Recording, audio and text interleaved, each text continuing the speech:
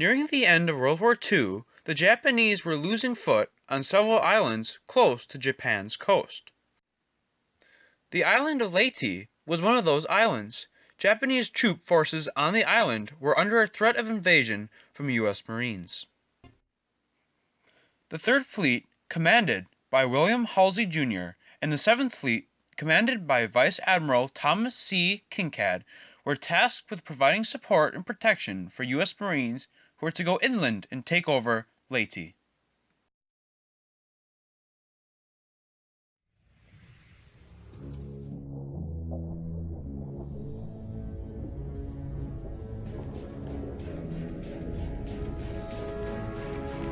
The Imperial Japanese Navy was tasked by Emperor Hirohito to defend Leyte from the U.S. and prevent the U.S. Navy from providing support to the Marines.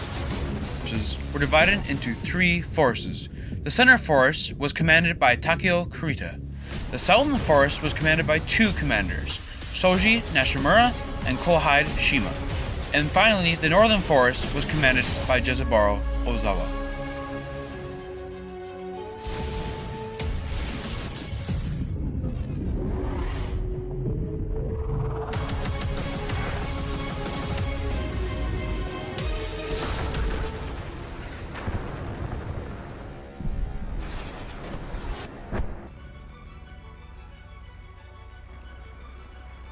The first action taken by the IJN was to initiate Shogo 2. They launched 400 planes to ambush the United States Navy, but failed to land hits, and 3/4 of Japan's Air Force was diminished before fighting actually began.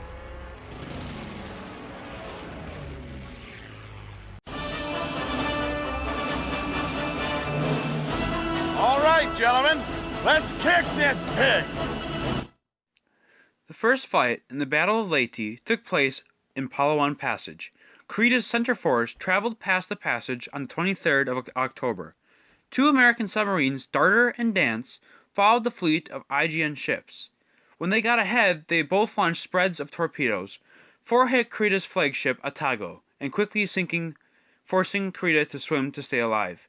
More torpedoes hit Atago's sister ships, Takeo and Maya, sinking Maya and leaving Takeo to retreat. The funny part of this battle was that the 3 ships the U.S. submarines hit were all sister ships. The center force continued on with 3 less heavy cruisers.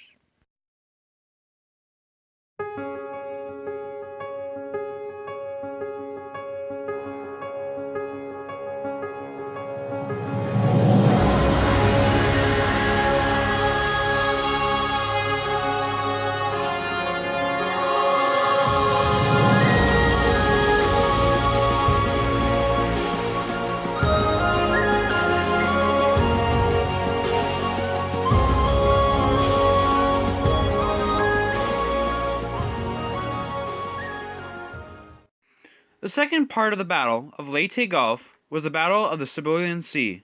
Kurita's center force consisted of 5 battleships, notably the 2 most powerful battleships, Yamato and Musashi, were part of the center force. A small carrier task force, commanded by Gerald F. Bogan, were the first to meet the center force. Torpedo bombers and regular bombers launched from the aircraft carrier, Intrepid, and 2 small escort carriers made hits on the center force, and crippling heavy cruiser Miyoko. Later, aircraft from 2 large aircraft carriers, Lexington and Essex, along with Intrepid, flew a second wave against the center force. Battleship Musashi was crippled by more than 19 torpedoes and 17 bombs, and sunk. The rest of the center force turned away and sailed to the San Bernardino Strait. Most ships still seaworthy.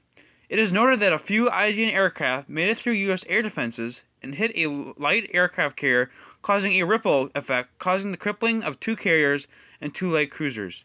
The reason why the U.S. was able to be successful in the battle was because of its air supremacy. The U.S. Navy planes flew unopposed and only had AA guns from the Japanese ships to worry about. If Japan had more air strength, the battle could have gone differently, and possibly the entire Leyte campaign.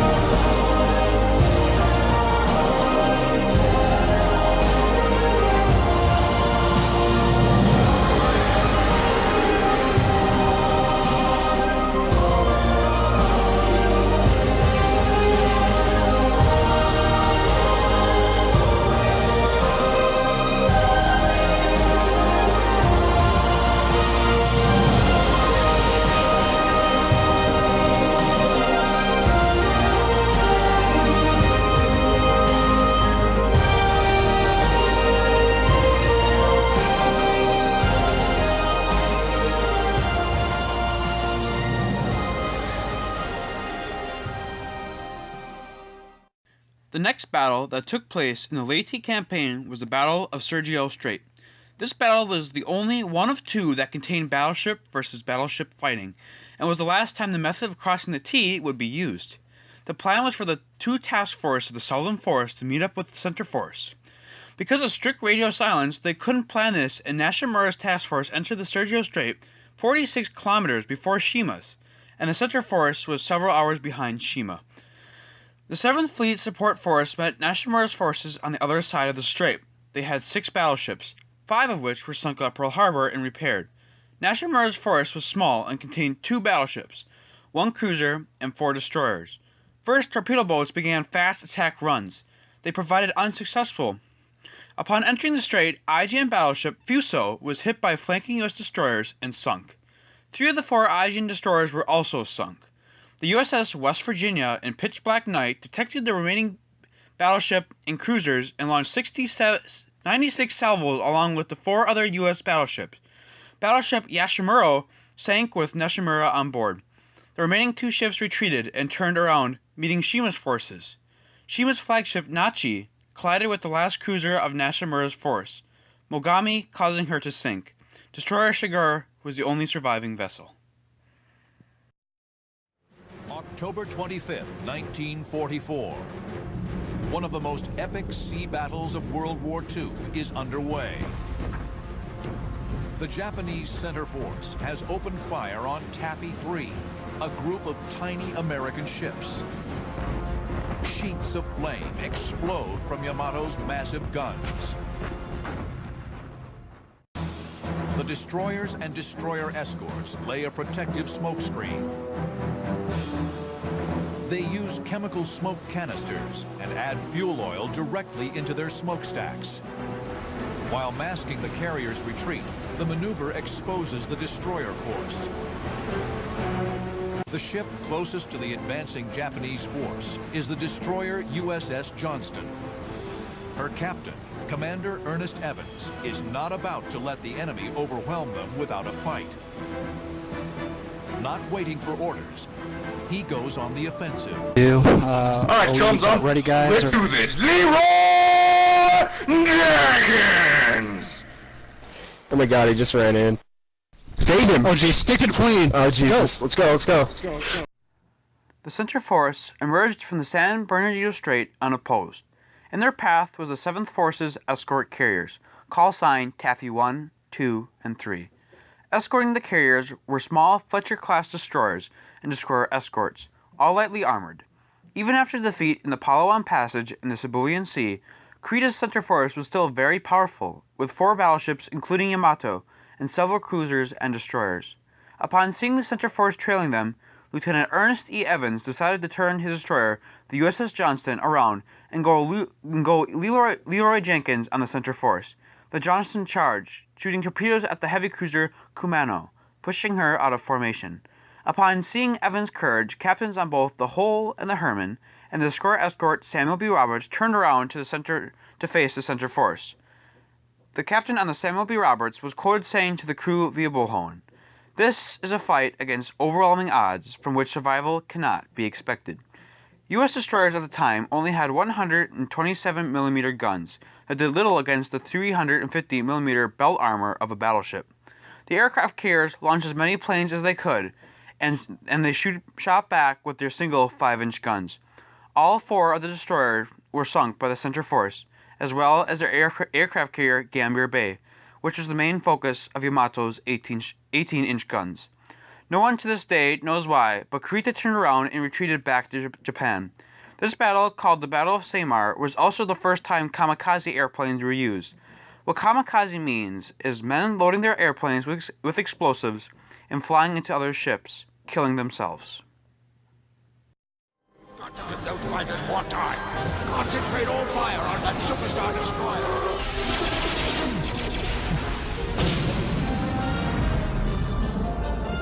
Sir, we've lost our bridge deflector shield.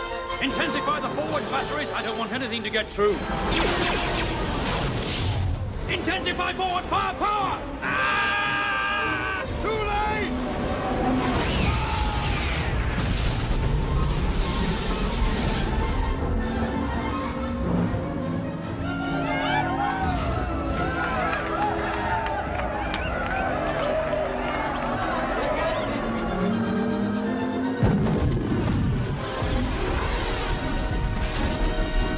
whoa, whoa, whoa, whoa, whoa, whoa, whoa, whoa, whoa, whoa, whoa, whoa. 隊長行きます。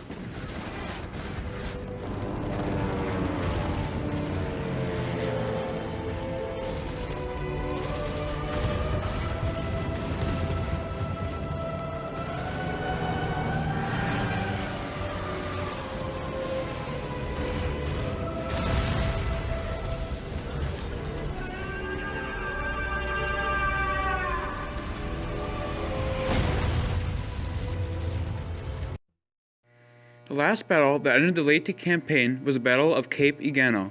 This wasn't really a battle, but the hunt for stragglers left from the carnage and destruction of Creta's center force and the northern force. Ozawa's southern force did not participate largely in the Battle of Leyte. His two battleship carriers, Isi and Hyuga, turned around after hearing a weak task force division in the area, but couldn't detect them. They continued on to Kure. A problem with surviving Japanese ships is that they had two places to go. They couldn't go to Tokyo, where better repair construction crews were housed, but there was no oil. Or they could go to Singapore, where oil was more plentiful, but they couldn't get repaired. So most ships served as floating anti-aircraft batteries, sitting ducks for bombers. Some historians say that more Axis ships were sunk in port than at sea. The Battle of Cape Igano ended the Leyte campaign, known as the largest naval battle ever fought. With the IGN in shatters, the U.S. Marines were successful at capturing the island of Leyte, and would furthermore bring upon the destruction of Japan's empire.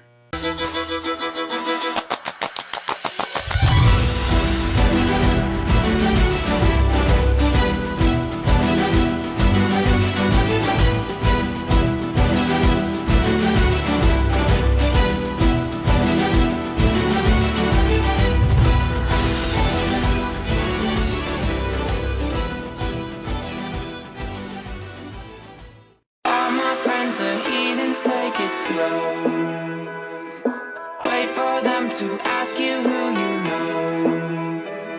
Please don't make any sudden moves. You don't know the half of the abuse. All my friends are heathens, take it slow. Wait for them to ask you who you know. Please don't make any sudden moves. You don't know the half of the abuse. All my friends are heathens, take it slow. Wait for them to ask you who you know. Please don't make any sudden moves. You wait for them to ask you who you know.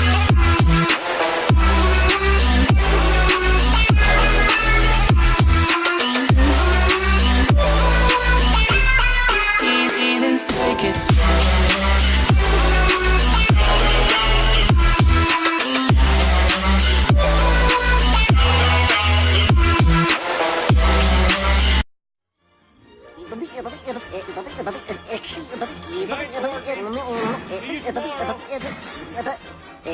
Go home, folks.